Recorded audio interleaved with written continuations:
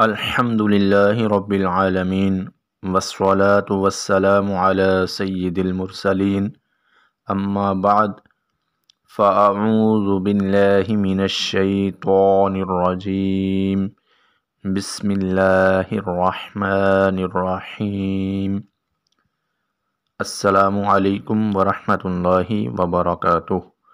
मुअज़्ज़ज़ ख़वातीन व हज़रात, last video में हमने लेसन नंबर 1 कंप्लीट कर लिया था।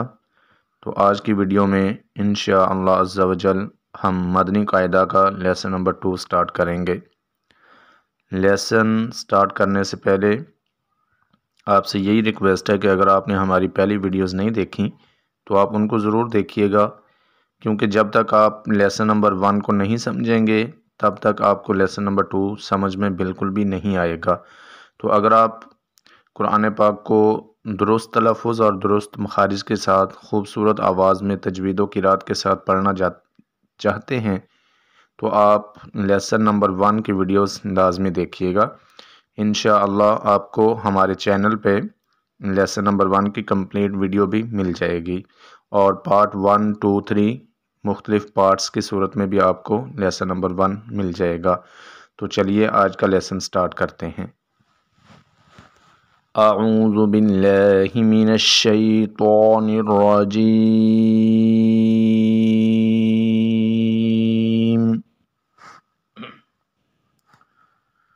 बिस्मिल्लाहिर रहमानिर रहीम।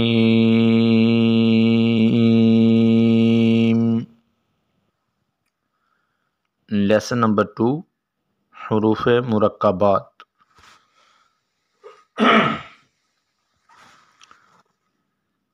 लेसन नंबर 1 था हुरूफ़ मुफ़रदात, जिनको हुरूफ़ मुफ़रदात या हुरूफ़ तहजी भी कहते हैं। तो ये लेसन नंबर 2 है हुरूफ़ मुरक्कबात। मुफ़रद होता है तन्हा, अकेला, सिंगल। तो हुरूफ़ मुरक्कबात की डिटेल हम पढ़ते हैं। जैसा कि लेसन नंबर 1 में हमने लेसन स्टार्ट करने से पहले उसके कुछ रूल्स को पढ़ा था, इसी तरह लेसन नंबर 2 के कुछ रूल्स हम लेसन स्टार्ट करने से पढ़ेंगे ताकि लेसन जब हम पढ़ें तो वो पढ़ने में हमें आसानी हो। जी, तो क्वेश्चन नंबर 1 है, 2 या इससे ज़ायद हुरूफ मिलकर एक मुरक्कब बनता है। मतलब मुफरिद होता है अकेला, मुरक्कब होता है 2 या 2 से ज़ायद हुरूफ जब मिल जाते हैं तो वो मुरक्कब बन जाता है।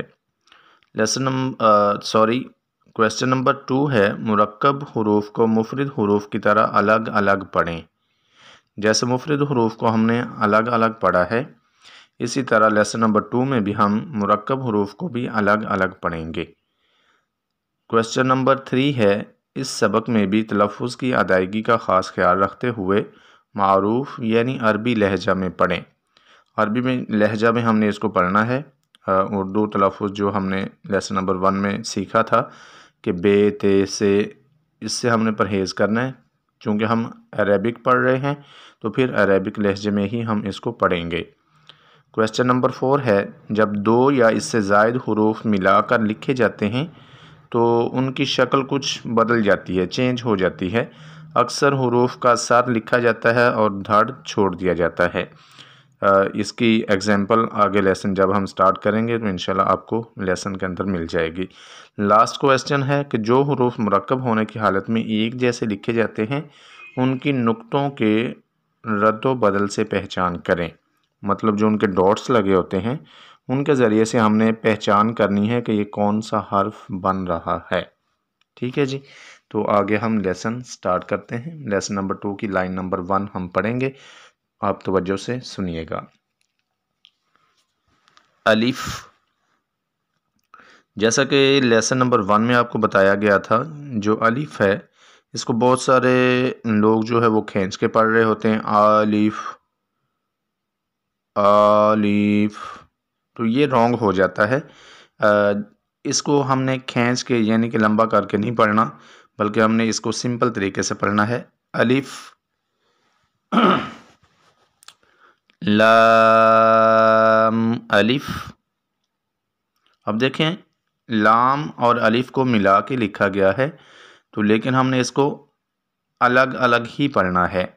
जैसा कि हमने पढ़ा है इसको लाम अलिफ, अब कुछ लोग इसको क्या पढ़ रहे होते हैं ला ला बा, तो इस तरीके से हमने इसको नहीं पढ़ना। जैसे कि हम लेसन के शुरू में पढ़ चुके हैं कि इसको भी हमने मुफरिद हुरूफ की तरह ही पढ़ना है। जैसा कि लेसन नंबर 1 में हमने हुरूफ मुफरिदात को पढ़ा है अलग अलग से, इसी तरह से लेसन नंबर 2 में हुरूफ मुरक्कबात को भी हम अलग अलग करके पढ़ेंगे जी। तो इसको दोबारा पढ़ते हैं। अलिफ लाम अलिफ लाम अलिफ बा अलिफ नून अलिफ ता अलिफ।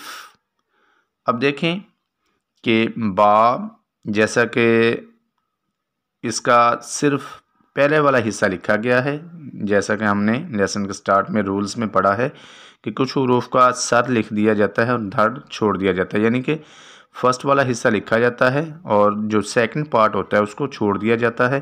तो अब देखें कि बा का सिर्फ थोड़ा सा समझें कि हमें इशारा मिल रहा है और हमने इसकी पहचान कैसे करनी है इसके नुक्तों से। अब बा के नीचे एक नुक्ता होता है तो हमें पता चल गया कि ये बा है, ठीक है। तो इसी तरह के नून है, बज़ाहिर तो बा और नून देखने में तो एक जैसे ही लग रहे हैं, लेकिन हमने इसकी पहचान नुक्तों के ज़रिए से करनी है। इसी तरह से ता, वो भी सेम ही लिखा हुआ है, क्योंकि ये हुरूफ मुरक्कबात हैं तो उनमें पूरा हर्फ नहीं लिखा जाता बल्कि शॉर्ट लिखा जाता है, और हमने इसकी पहचान कैसे करनी है नुक्तों के ज़रिए से करनी है। तो चलिए इस लाइन को हम दोबारा पढ़ते हैं। अलिफ लाम अलिफ लाम अलिफ बा अलिफ नून अलिफ ता अलिफ जी। तो लेसन नंबर 2 की लाइन नंबर हम 2 स्टार्ट करते हैं, आप तवज्जो से सुनिएगा। या अलिफ, अब देखें ये बज़ाहिर जितने भी ये नुक्तों वाले हुरूफ हैं इन सब की शक्ल जो है वो सेम ही फील हो रही है, बट इसकी पहचान हमने नुक्तों से करनी है। या के नीचे 2 नुक्ते होते हैं तो हमें पता चल गया कि अगर इसके नीचे एक नुक्ता होता तो ये बा होना था, अब 2 नुक्ते हैं तो ये या है। या अलिफ, नेक्स्ट है सा अलिफ, अब 3 नुक्ते हैं ऊपर तो हमें पता चल गया कि ये सा है। शीन अलिफ शीन अलिफ सीन अलिफ सीन अलिफ फा अलिफ फा अलिफ क़ाफ अलिफ। 2 नुक्तों वाला क़ाफ, जिसको बड़ा क़ाफ भी कहते हैं, ये हुरूफ मुस्तालिया में से है। इसको हमेशा हमने पूरी यानी कि मोटी आवाज़ में पढ़ना है। क़ाफ अलिफ जी। तो लाइन नंबर 2 को रिपीट कर लेते हैं। या अलिफ सा अलिफ शीन अलिफ सीन अलिफ फा अलिफ क़ाफ अलिफ जी। तो आज के लेसन नंबर 2 में हमने लेसन नंबर 2 के रूल्स को पढ़ा और लेसन नंबर 2 की हमने 2 लाइनें पढ़ने का शर्फ हासिल किया है। आप इसको बार बार तवज्जो से देखिएगा, इस वीडियो को तवज्जो से आप सुनिएगा और इसकी बार बार प्रैक्टिस कीजिएगा। इंशाअल्लाह अज़्ज़ा वजल अल्लाह पाक ने चाहा तो लेसन आपका रेडी हो जाएगा। वीडियो को लास्ट में आपसे यही रिक्वेस्ट होती है कि वीडियो को आप लाइक कीजिएगा, अपने दोस्त अहबाब के साथ शेयर कीजिएगा और ये सदका जारिया समझ के शेयर कीजिएगा सवाब की नीयत से।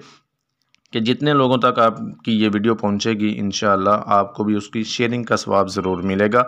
जितने लोग इस वीडियो को देख के कुरान पाक को दुरुस्त तलफ़्फ़ुज़ से पढ़ना सीख जाएंगे तो इंशाअल्लाह आपको सवाब ज़रूर मिलेगा। और चैनल को ज़रूर सब्सक्राइब कीजिएगा और बेल आइकॉन को दबाइएगा ताकि नई आने वाली हर वीडियो का नोटिफिकेशन सबसे आपको पहले पहुँचे। अल्लाह हाफ़िज़। अस्सलामु अलैकुम व रहमतुल्लाहि।